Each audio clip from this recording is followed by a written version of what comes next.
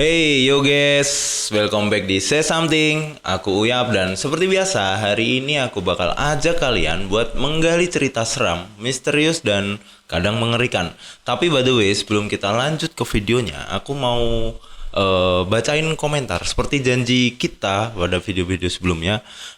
Kita akan bakal bacain komentar menarik. Dan ini komentarnya menarik banget sih menurut aku. Ini ada di salah satu video kita di Saranjana yang buat kalian nih, maksudnya buat kalian yang belum nonton video Saranjana, silahkan nonton dulu biar kalian tahu videonya. Nah ini ada salah satu komentar yang menurut aku menarik banget. Ini ada dari temen saya Something, cerita dari @wongv9247. Ceritanya ini di sekitaran di Kalimantan sih, dia waktu kerja nih. Nah ini ceritanya nih. Oke, gue ceritain secara singkat ya, semoga dipahami. Jadi sekitaran tahun 87 gue kerja di PT Hutan di Kalimantan. Gue bekerja sebagai pembersih jalur pohon-pohon yang sudah ditanam. Gue punya 3 temen. Mereka bertugas membawa kendaraan John Deere. Gak tahu ya sebutannya apa ya, John Deere apa ya sudah. John Deere gitulah ya. Yaitu sejenis traktor roda 4 yang ada bak gandeng di belakangnya untuk memuat bibit. Suatu hari 2 dari 3 teman gua itu tiba-tiba sakit. Sakitnya seperti malaria, tapi tubuhnya kuning kayak orang diberi pupur kunyit di seluruh tubuh. Diobati ke puskesmas dan disuntik pun gak ada pengaruh apa-apa. Melihat gelagat itu, gua merasa mereka kepuhunan. Dalam istilah orang Kalimantan, kalau menyebut orang yang sakit karena hal goib. Jadi kepuhunan itu maksudnya istilahnya orang Kalimantan gitu. Orang Kalimantan nyebutnya kepuhunan kalau kena suatu hal goib gitulah. Karena gue punya sedikit pengetahuan untuk mengobati, maka coba menjampi mereka dengan mengharap pertolongan Tuhan. Singkat cerita, alhasil pengobatan gue membuahkan hasil dan mereka pun berangsur-angsur sembuh. Entah hari keberapa waktu gue pulang ke camp tempat gue nginep. Saat gue berbaring di depan kayu milik gue, tiba-tiba dari arah dapur datang seorang pria yang bertampang sangat rupawan. Belum pernah gue melihat pria tampan seperti itu. Dia berpakaian seperti adat Melayu dengan kain ikat kepala, memakai baju kurung lalu dilapisi rompi. Dengan wajah marah dia tanya ke gue, "Kenapa kamu lancang sekali?" Gue bingung dengan pertanyaan dia. Terus gue jawab, "Lancang kenapa?" tanya gue ke dia. "Kenapa kamu lancang sekali mengobati 2 orang yang sudah kurang ajar ke kami itu?" Katanya ke gue, "Kamu tahu apa yang mereka perbuat ke kami sehingga kami menyakiti kedua orang itu?" katanya. "Memang kesalahan mereka apa?" tanya gue. "Kamu mau tahu kesalahan mereka apa?" tanyanya. "Iya," jawab gue. Sesudah itu dia perlihatkan ke gue kesalahan teman-teman gue di situ. Di situ gue lihat teman gue sudah membuang nasi basi di samping rumah tempat camp teman gue itu. Terus dia ngomong ke gue, "Kamu tahu tempat mereka membuang nasi basi itu adalah jalan tempat kami lalu lalang setiap harinya. Karena kami marah, lalu kami sakiti mereka," katanya. Lalu gue jawab, "Bukankah di samping camp mereka itu bukan jalanan?" kata gue. "Memang bukan jalanan kalau kamu tidak tahu, tapi kalau kamu tahu itu adalah jalanan kota kami," katanya. "Apa benar seperti itu?"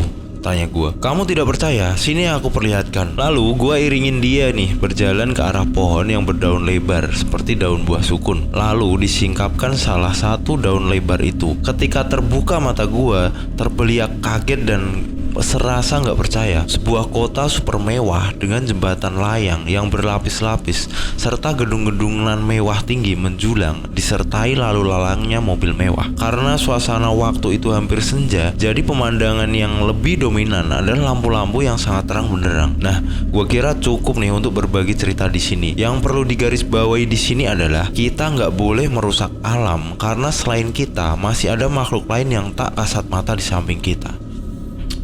Ini salah satu pengalaman istimewa menurut aku sih. Di samping cerita yang istimewa seperti ini ada satu pelajaran yang intinya kita harus saling menghargai gitulah, dimanapun berada, baik yang terlihat maupun tidak. By the way, terima kasih nih buat kakak @wongv sudah ikut berpartisipasi dalam komentar dan kita applause banget sih buat komentarnya dan ceritanya yang wow. Dan untuk kalian nih teman-teman Say Something, jangan lupa nih kalian bisa juga share pengalaman kalian di video kita manapun, tentang pengalaman kalian atau pengalaman orang lain yang kalian tahu. Kita seneng banget nih kalau misal kalian bisa ikut berpartisipasi dalam kolom komentar kita, dan kita bakal bacain komentar-komentar menarik kalian. So buat kalian langsung aja komen sebanyak-banyaknya. Oke, episode kali ini mungkin sedikit beda karena kita bakal masuk ke satu periode dalam sejarah yang bener-bener brutal dan penuh horor. Yes, kita lagi ngomongin tentang Perang Dunia Pertama. Aku tahu nih kalian mungkin pernah dengar tentang Perang Dunia Pertama dari buku sejarah. Tapi kalian tahu nggak kalau di balik perang itu ada ribuan cerita yang mengerikan yang jarang diceritain. Dari mimpi buruk di medan perang, gas beracun yang bikin paru-paru kalian terbakar, sampai kehidupan di parit yang literally kayak hidup di neraka. So buat kalian yang siap denger cerita ini, let's go. Dan buat kalian yang gampang takut, lebih baik nih siapin dulu mental kalian.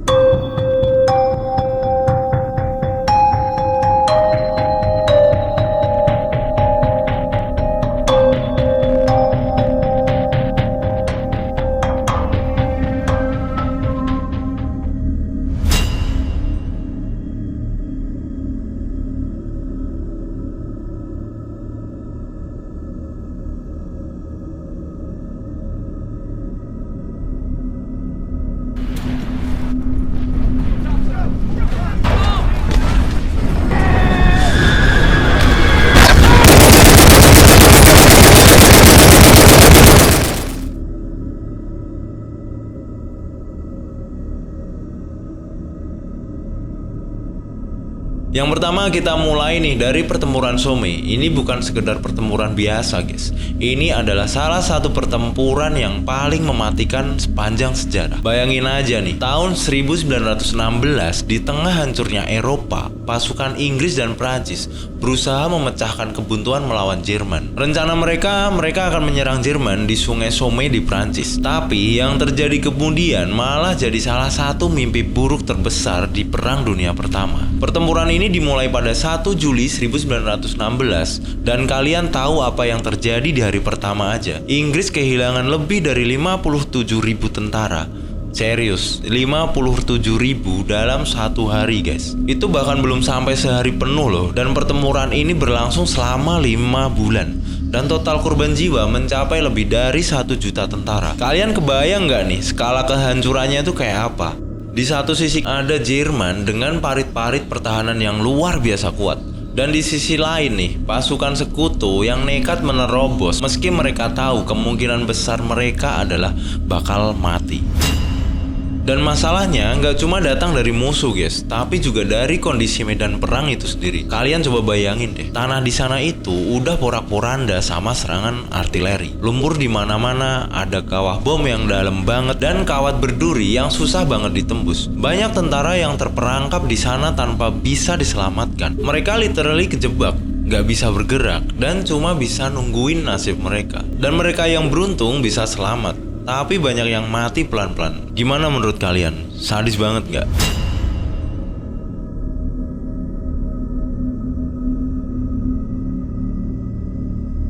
Next kita lanjut ke salah satu senjata paling mengerikan yang dipakai selama Perang Dunia Pertama.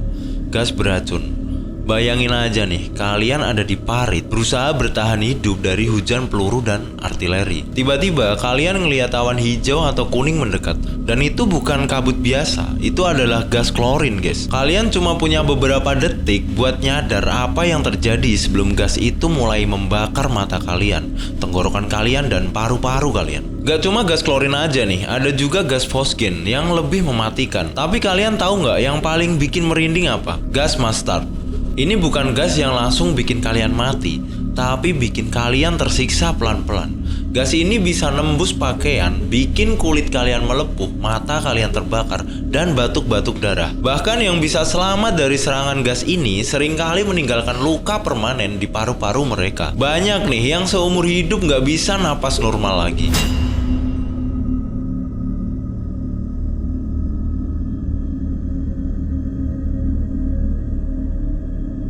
Kalau kalian kira tinggal di parit itu aman, well, kalian salah besar. kalian harus tahu nih, perang Parit ini adalah salah satu bentuk peperangan yang paling brutal dan menyiksa. Tentara-tentara ini literally hidup di parit yang penuh lumpur, di bawah hujan peluru dan bom yang gak pernah berhenti. Nah, bayangin aja nih, kalian tinggal di parit selama berbulan-bulan. Kalian tidur di sana, tidur di tanah yang becek, udaranya lembab, dingin, dan banyak mayat di sekitar kalian yang gak bisa langsung dikubur karena medannya terlalu berbahaya. Dan di kondisi ini bikin penyakit-penyakit kayak kaki parit atau transfoot jadi hal yang udah biasa. Jadi transfoot itu kayak infeksi berdarah di kaki kalian gara-gara kalian terus-terusan nih pakai sepatu basah dalam kondisi dingin.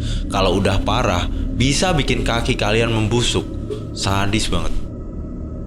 Belum lagi, kalian harus hidup dengan demam parit atau trench fever yang penyebabnya adalah kutu yang ada di mana-mana. Tentara-tentara ini, guys, gak cuma berjuang lawan musuh, tapi juga lawan penyakit dan lingkungan yang literally bisa bunuh mereka kapan aja. Kalian kebayang gak sih betapa mental mereka terguncang? Setiap hari mereka hidup di bawah ancaman kematian, entah dari peluru, bom, gas, atau penyakit.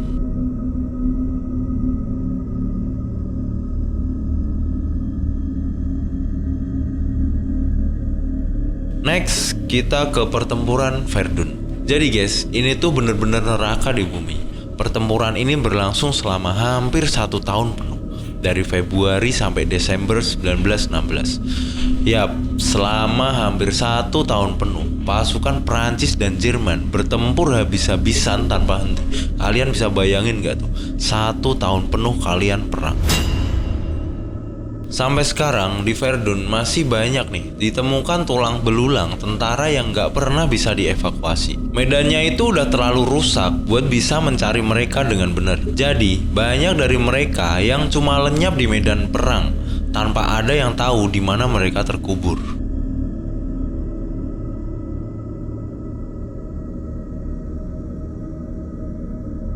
Jadi gak cuma tentara aja nih yang menderita. Perang ini juga bawa bencana besar nih buat warga sipil. Di Belgia dan Serbia misalnya, perang ini udah nyebabin kelaparan besar-besaran. Kota-kota dihancurkan, lahan-lahan pertanian gak bisa ditanami lagi, dan ribuan orang kehilangan rumah mereka. Banyak keluarga yang terpaksa jadi pengungsi, hidup di camp-camp darurat tanpa cukup makanan atau air. Seringkali mereka harus menempuh perjalanan yang jauh untuk mencari tempat yang aman. Tapi gak jarang mereka malah tewas di jalan. Perang ini gak cuma menghancurkan kehidupan tentara guys, tapi juga warga sipil yang gak punya hubungan langsung sama pertempuran. Mereka cuma jadi korban tambahan dari bencana besar yang mereka nggak bisa hindarin. Dan hal yang tragis banget adalah meskipun perang ini bawa penderitaan besar buat para pengungsi, bantuan yang datang pun seringkali nih nggak cukup buat mereka. Banyak dari mereka nih yang meninggal bukan karena senjata atau bom, tapi karena kelaparan, kehausan, dan penyakit yang merebak di kamp pengungsian.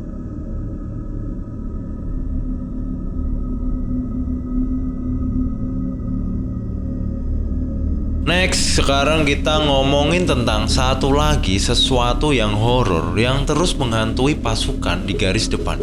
Bom-bom artileri ini adalah salah satu penyebab utama kematian di Perang Dunia Pertama. Bayangin aja nih, kalian lagi ngumpet di parit, tiba-tiba terdengar suara gemuruh dari kejauhan. Dan boom, tanah di sekitar kalian meledak, melemparkan batu, kayu, dan kadang-kadang melemparkan bagian tubuh teman kalian sendiri. Ini bukan cuma soal ledakannya guys. Bunyi ledakannya aja bisa bikin kalian kehilangan pendengaran sementara atau bahkan permanen.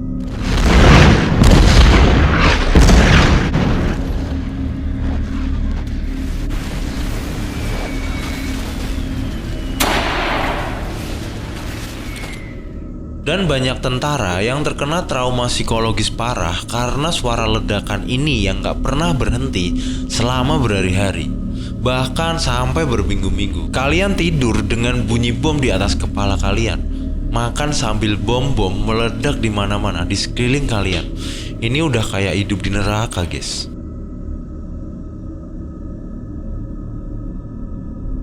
Banyak dari mereka nih guys yang akhirnya menderita karena trauma akibat mereka perang atau yang disebut shell shock. Mereka mulai gemetaran, gak bisa bicara, dan bahkan gak bisa berpikir dengan jernih. Dalam beberapa kasus mereka jadi agresif atau malah gak bisa bergerak sama sekali karena saking traumanya.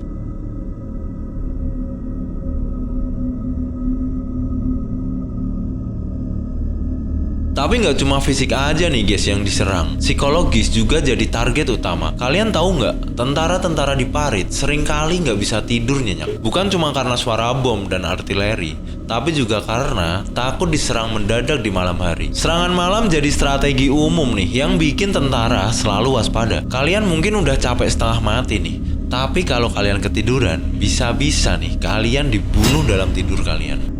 Dan jangan lupain nih ancaman sniper. Di siang hari, tentara nggak berani nih ngeluarin kepala mereka sedikit pun di atas parit, karena bisa-bisa ditembak sniper musuh. Mereka selalu merasa diawasi, selalu ada ancaman kematian di setiap sudut medan perang. Kalian bisa kehilangan nih nyawa kalian kapan aja tanpa kalian sadar, hanya karena kalian bergerak sedikit aja. Kondisi ini bikin mental para tentara hancur. Mereka nggak bisa tidur, nggak bisa istirahat dengan tenang, dan terus-terusan dihantui ketakutan. Beberapa dari mereka mulai mengalami delusi, ngerasa kayak ada yang ngikutin atau mereka dengar suara-suara aneh di malam hari.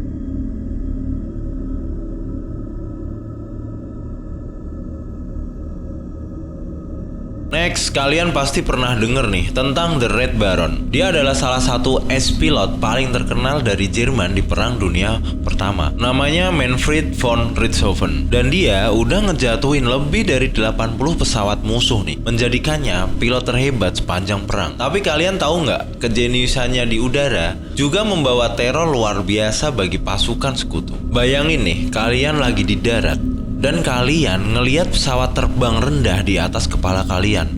Mungkin kalian mikir itu pesawat sekutu, tapi ternyata itu pesawatnya The Red Baron. Dan dia udah siap nembakin kalian dari udara. Jadi ini bukan cuma soal The Red Baron yang punya kemampuan buat ngejatuhin pesawat, tapi juga soal dampak psikologis yang dia bawa. Banyak nih tentara yang ketakutan begitu denger dia ada di sekitar mereka. Kecepatan dan ketepatannya di udara bikin musuh-musuhnya nggak punya kesempatan nih buat ngelawan.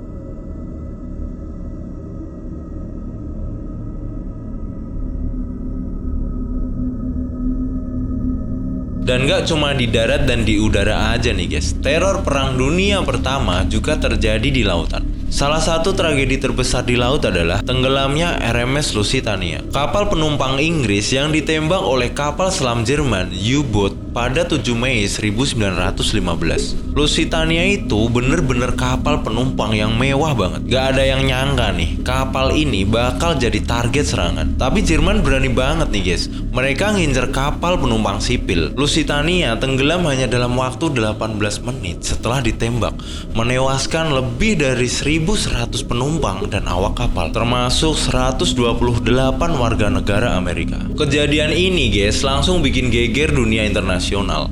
Amerika nih yang awalnya netral langsung marah besar sama Jerman. Dan meski nggak langsung masuk perang setelah kejadian ini, tenggelamnya Lusitania jadi salah satu alasan kuat nih yang bikin Amerika akhirnya terjun ke dalam konflik besar ini.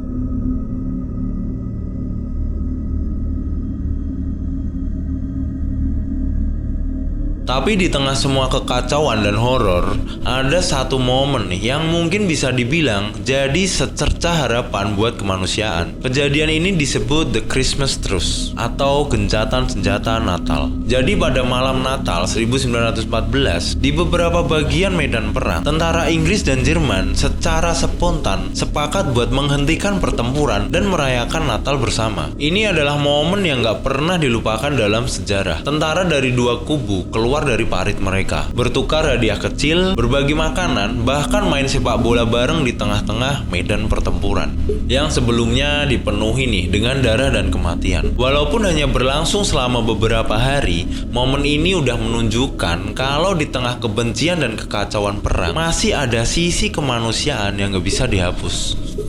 Tapi sayangnya guys, gencatan senjata ini cuma sebentar aja. Begitu Natal selesai, mereka harus kembali ke realitas mengerikan. Perang dimulai dan saling tembak lagi.